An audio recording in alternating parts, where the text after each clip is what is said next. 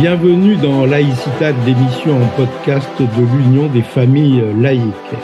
L'UFAL, je vous le rappelle, définit et défend les intérêts matériels et moraux des familles et elle les représente. Notre invité aujourd'hui pour ce nouveau numéro, c'est François Rachline, essayiste et romancier. François Rachline est le vice-président de la Ligue internationale contre le racisme et l'antisémitisme, la LICRA, et il publie aux éditions Hermann « L'autre et nous, racisme et antisémitisme » qui analyse la recrudescence des discriminations qui frappent les sociétés démocratiques. Sur les réseaux sociaux, comme dans l'espace public, l'autre est de plus en plus souvent rejeté en raison de sa différence, de sa couleur de peau, de sa préférence sexuelle, de ses croyances ou de son origine sociale. Ces aversions multiples sont-elles toutes de même nature? L'antisémitisme est-il un racisme comme les autres? L'universalisme qui nous est cher est-il un acquis ou bien ne faut-il pas plutôt l'envisager comme un projet? Les réflexions de François Rachline sont d'une actualité brûlante, alors que Israël doit faire face au terrorisme et que notre pays voit avec horreur ses professeurs être une nouvelle fois assassinés pour des raisons religieuses. François Rachline, donc bonjour. Mais bonjour. Qui est cet autre qui donne son titre à votre livre? Qui est-il? C'est un autre avec un A majuscule, c'est-à-dire que ce n'est pas simplement quelqu'un qui n'est pas moi, c'est quelque chose d'un peu plus complexe, c'est un concept. Et dans le livre, je m'efforce de montrer que si nous croyons que l'autre est un étranger et qu'il nous est étranger, nous sommes, disons, borgnes. L'autre est quelque chose qui est aussi à l'intérieur de nous-mêmes. Quand nous nous interrogeons sur nous-mêmes, nous rencontrons très vite quelque chose d'étrange, une étrangéité, et donc c'est aussi cet autre-là qui est concerné par mon ouvrage. Voilà, et cet autre, c'est un peu nous-mêmes pour les autres, un peu comme ce que disait Arthur Rimbaud, non? Oui, c'est un peu nous-mêmes pour les autres. Oui, tout à fait, c'est nous-mêmes pour les autres, mais aussi, vous savez, il y a une longue tradition dans la littérature française. Elle commence, je crois, à Montaigne, qui expliquait que plus il se regardait, plus il s'observait, et moins il se comprenait, parce qu'il découvrait à mesure de son enquête quelque chose d'étrange. Et si on remonte plus loin, évidemment, c'est ce qui est attribué à Socrate, c'est-à-dire connais-toi toi-même. Ça veut dire que c'est pas évident de se connaître soi-même et que c'est une enquête assez longue, et beaucoup de gens ne s'y livrent pas. Alors nous pensions être dans notre pays protégés un peu des problèmes que nous créons avec cette altérité, et on pensait que c'était la laïcité qui nous protégeait un peu de ça. Vous dites dans votre livre que le projet universaliste qui est lié à la laïcité souffre d'un défaut de compréhension par beaucoup de nos contemporains. Alors, oui, il souffre d'un défaut de compréhension, mais en tout cas, il y a une ambiguïté, parce que ce que je montre dans le livre, c'est que l'universalisme est hérité du siècle des Lumières, des philosophes du XVIIIe siècle, et que si c'était absolument évident, si l'unité du genre humain était absolument évidente, alors on le saurait depuis très longtemps.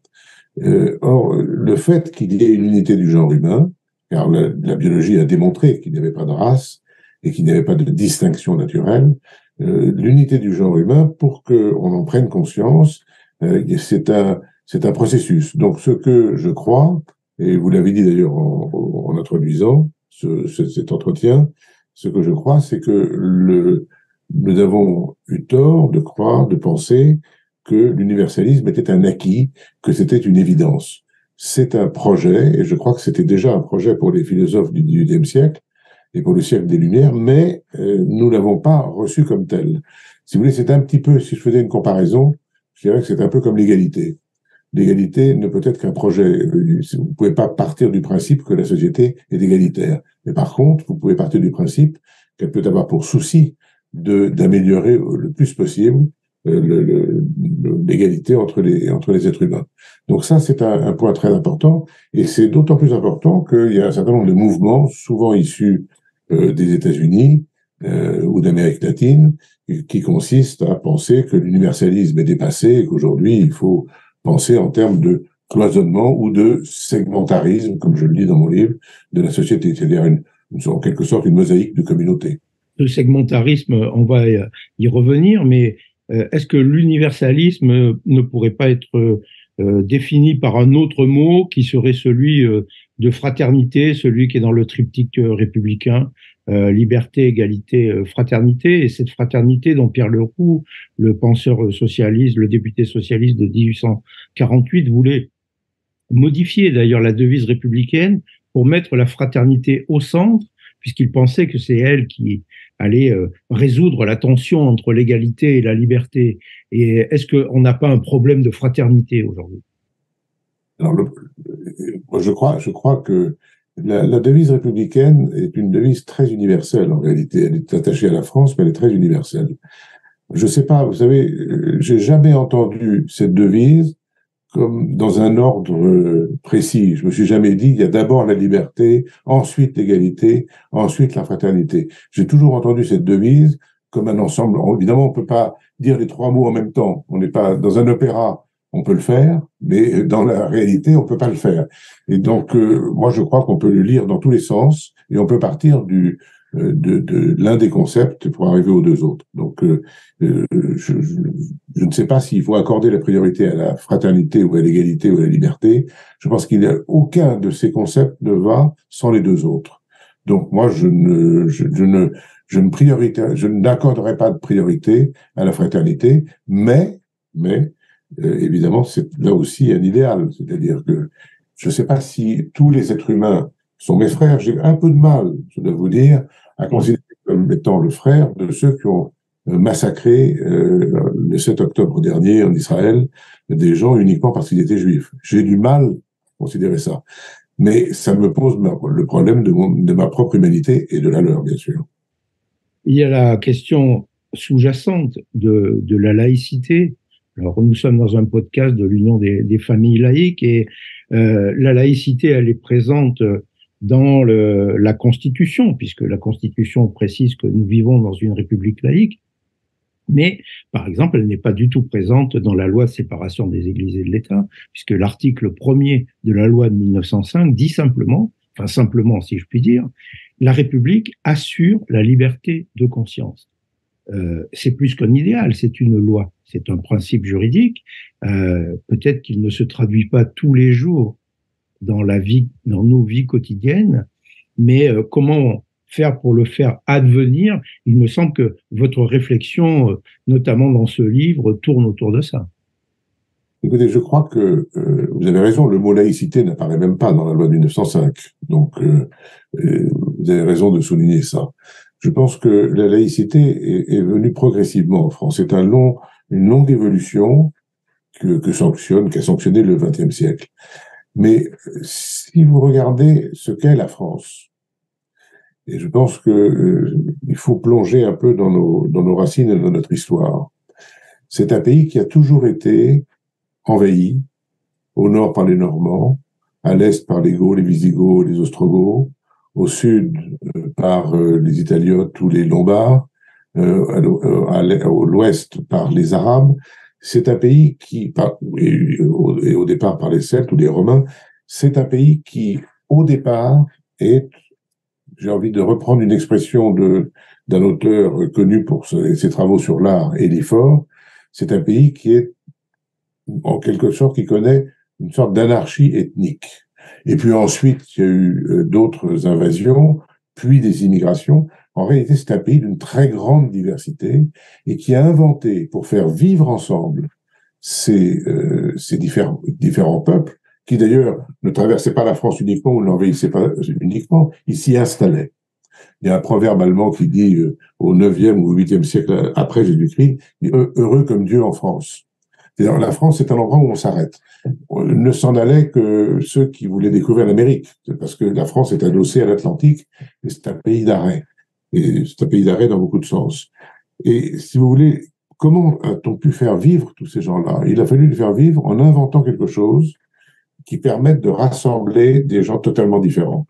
Et les deux principes, je crois, qui ont permis à la France de se construire, c'est l'un qui est évident pour tous les Français, qui est l'intérêt général, et que personne ne comprend dès lors qu'on est dans un pays anglo-saxon. Même en Belgique, on dit l'intérêt général, c'est quoi? Qu'est-ce que vous voulez dire?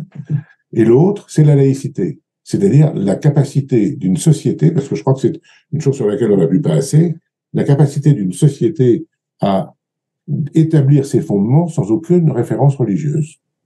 Ça, c'est un point extrêmement... La laïcité, c'est pas simplement de dire chacun a la liberté de conscience, bien entendu, ça c'est fondamental. Mais ce qui est beaucoup plus important, parce qu'on le voit aujourd'hui dans la différence qui existe entre une société comme la nôtre et des sociétés théocratiques, c'est qu'il n'est pas question pour une société comme la France, la société française, de fonder ses racines sur une quelconque religion. Alors, si vous me permettez, je voudrais juste développer un tout petit peu ce point parce qu'il n'est pas secondaire. Okay. Tous les gens qui nous écoutent, me semble-t-il, pour eux, il est très facile de distinguer l'économique, le social, l'environnemental. C'est une évidence. J'ai envie d'ajouter le monétaire et si j'exagérais, je dirais et le religieux. Pour nous, c'est totalement différent. Mais dans des pays théocratiques, c'est absolument pas différent. Tout est intimement lié. Et c'est lié au point qu'on ne peut pas penser la société autrement que dans cette intrication.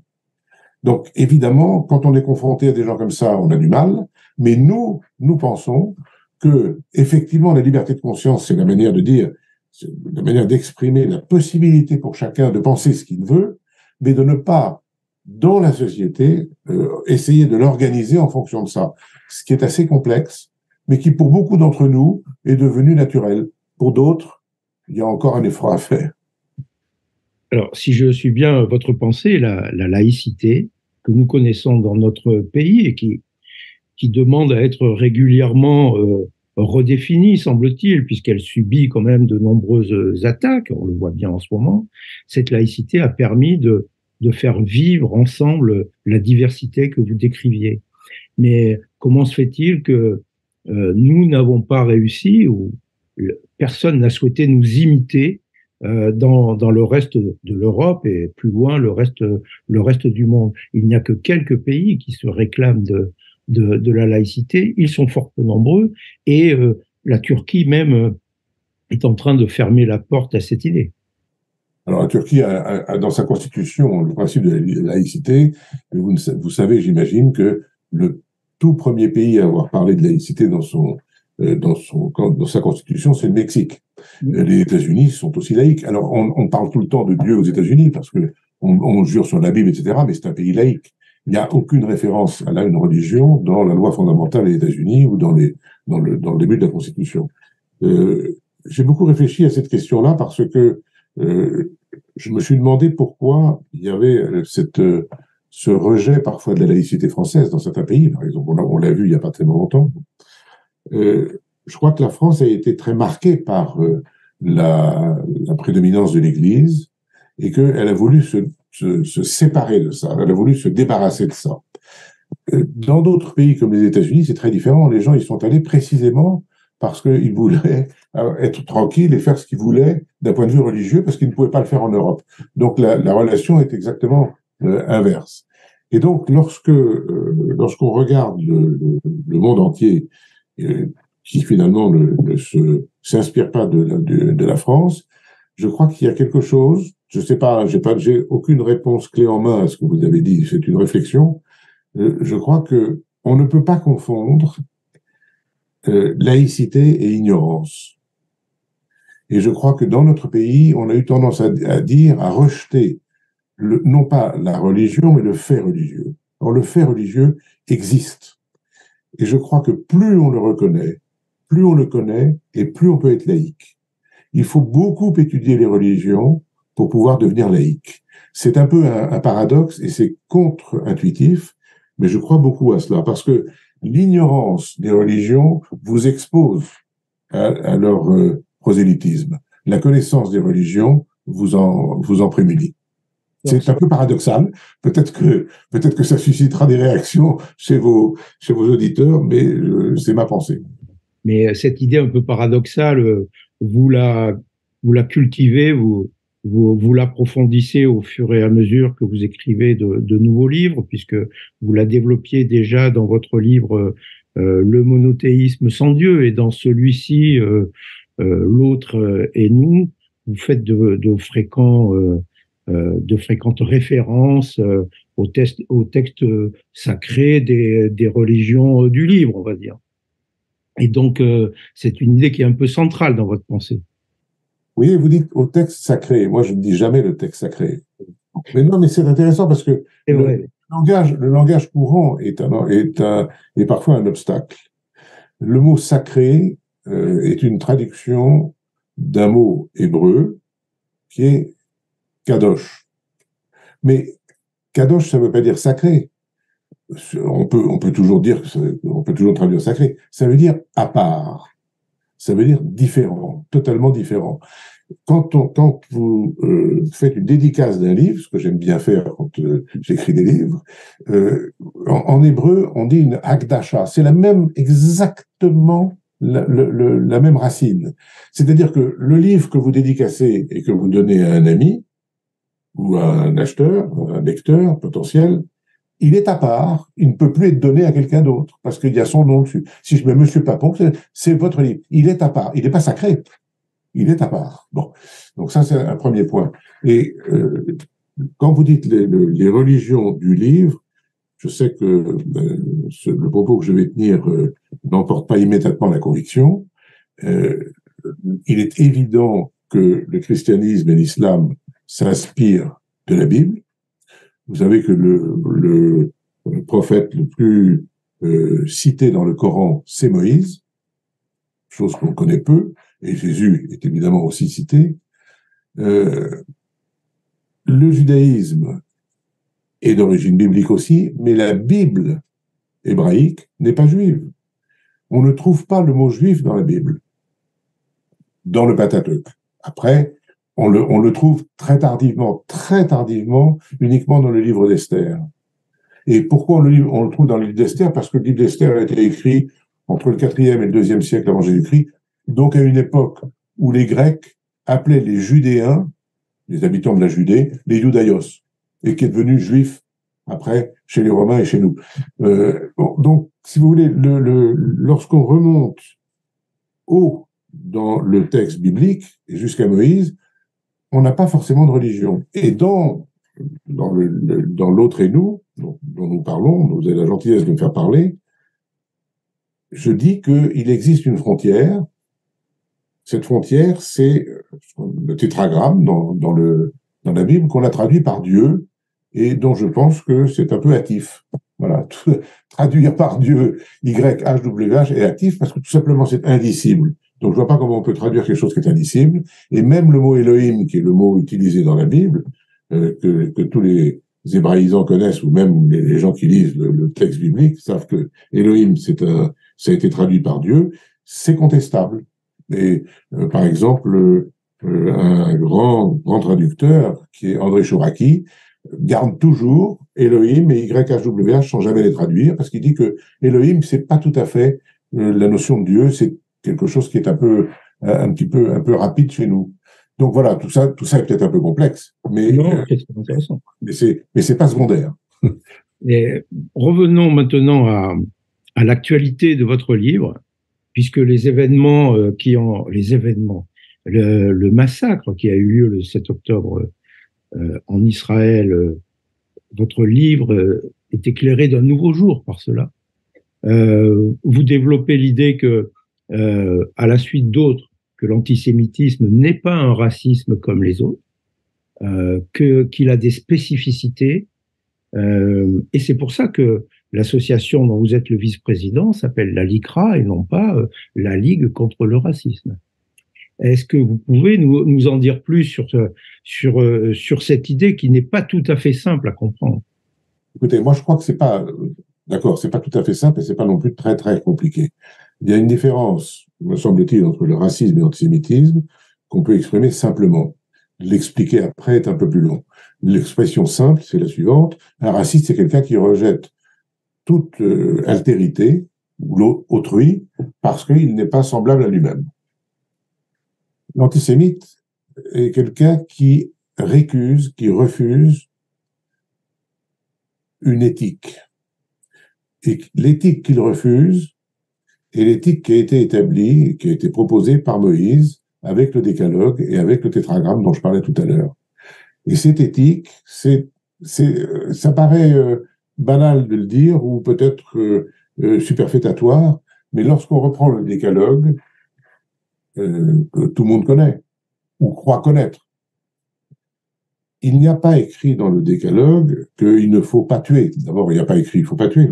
Il est écrit, on parle d'assassinat et non pas de meurtre, et non pas de tuer simplement. Il n'est pas écrit qu'on ne doit pas violer. Il n'est pas écrit qu'on ne doit pas voler. C'est pas ça qui est écrit dans le décalogue. Il est écrit en hébreu, tu n'assassineras pas, tu ne voleras pas, tu ne violeras pas. Toi, c'est-à-dire, non pas toi le roi, ou toi la servante, ou toi l'homme, ou toi l'esclave, tu. C'est-à-dire que ce qui est imposé là, c'est le principe de la responsabilité individuelle. Principe sur lequel, ultérieurement, se construira, un des principes sur lesquels se construira la démocratie. Il ne peut pas y avoir de démocratie s'il n'y a pas de responsabilité individuelle. Dans tous les pays autoritaires, il n'y a pas de responsabilité individuelle. Si vous faites une faute grave, votre famille en est responsable. C'est le principe de La Fontaine. Hein. Si ce n'est toi, c'est donc ton frère. Donc, ça, c'est un premier point. Le deuxième point, c'est que, manifestement, puisqu'on interpelle chaque individu, c'est que tous les individus sont mis sur le même plan. C'est déjà les prémices d'un principe d'égalité. D'égalité non pas dans l'articulation, la définition des rôles de chacun dans la société, mais d'égalité par rapport à la morale, par rapport à ce qui est au principe de la vie. Alors, je pourrais développer ça, si vous voulez, mais ça, c'est fondamental. Je n'ai pas encore rencontré, dans ma vie, d'antisémites convaincus qui soient un véritable républicain et qui reconnaissent la liberté, l'égalité, la fraternité dont on parlait tout à l'heure. Et c'est pour ça que l'antisémitisme ne s'applique pas uniquement aux juifs. Si vous regardez le petit Robert, on vous dit racisme anti-juif. Non, c'est beaucoup plus que ça. Parce que ça touche les gens, entre guillemets, enjuivés. Ça touche les gens, tout simplement, si vous êtes, vous, Dominique Papon, si vous êtes quelqu'un de convaincu de, et ce que je crois, de l'idéal républicain et de la laïcité, eh bien, on peut vous tuer uniquement parce que vous pensez ça.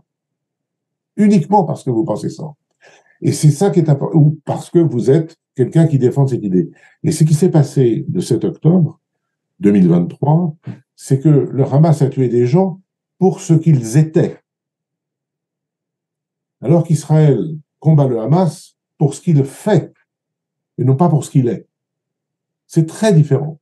Et cette notion, cette nuance est un peu passée, on a un petit peu oublié. Et donc, si vous voulez, le racisme ordinaire, j'aime pas les Noirs, j'aime pas les Arabes, j'aime pas les Juifs, si vous voulez, on peut le mettre dedans. Ça, c'est un racisme superficiel. C'est un racisme, j'ai envie de dire, c'est pas bien, évidemment, surtout si on passe aux actes. Mais l'antisémitisme, c'est un très mauvais mot. C'est un mot qui a été inventé en 1879 par un journaliste qui détestait les Juifs et qui s'est dit, voilà, je vais appeler ça l'antisémitisme. Mais ça remonte à très haut. Ça remonte l'aversion à l'égard de l'éthique dont les Juifs se sont fait les champions remonte aux Grecs et aux Romains, bien avant le christianisme. Donc, c'est un peu plus compliqué. Si vous voulez, je ne peux pas expliquer la totalité de ce que je dis. Nous lirons votre livre. Mais c'est un peu plus compliqué. L'antisémitisme, c'est un racisme anti-juif. Voilà. Il va nous falloir bientôt conclure, mais je voudrais, avant qu'on revienne sur un concept que vous développez au début de votre livre et qui sert à déterminer tout ce qui nous sépare les uns des autres. Et vous avez appelé ce concept le segmentarisme. En fait, vous regroupez sous ce mot tout ce qui introduit de la distance entre les êtres humains. Donc, d'une certaine façon, tout ce qui contrevient à l'idée d'universalisme. Donc, est-ce que ce segmentarisme est à l'œuvre aujourd'hui plus qu'hier et peut-être moins que demain? Écoutez, dans le livre, je rappelle quelque chose qui me semble être absolument essentiel et qui est aujourd'hui maquillé, oublié par les différents mouvements que vous évoquez, le wokisme, l'intersectionnalité, les indigènes de la République, les post-coloniaux et tout ce que vous voulez.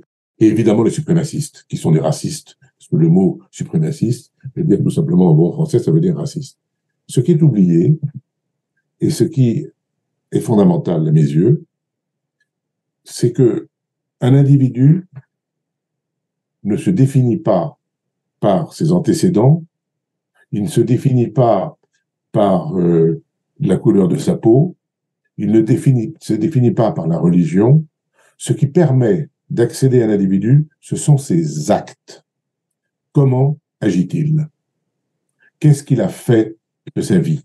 Et qu'est-ce qu'il fait de sa vie? On m'a posé la question, d'ailleurs, je crois que il me semble que c'est vous, M. Papon. J'avais donné un exemple, il me semble. J'ai donné un exemple. J'ai parlé tout à l'heure de Moïse. Moïse est connu pour avoir été celui qui a libéré les Hébreux d'Égypte, etc., et le décalogue. Mais au départ de sa vie, il a assassiné un Égyptien.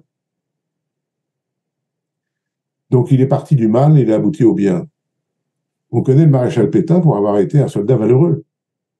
Et puis pour s'être déshonoré.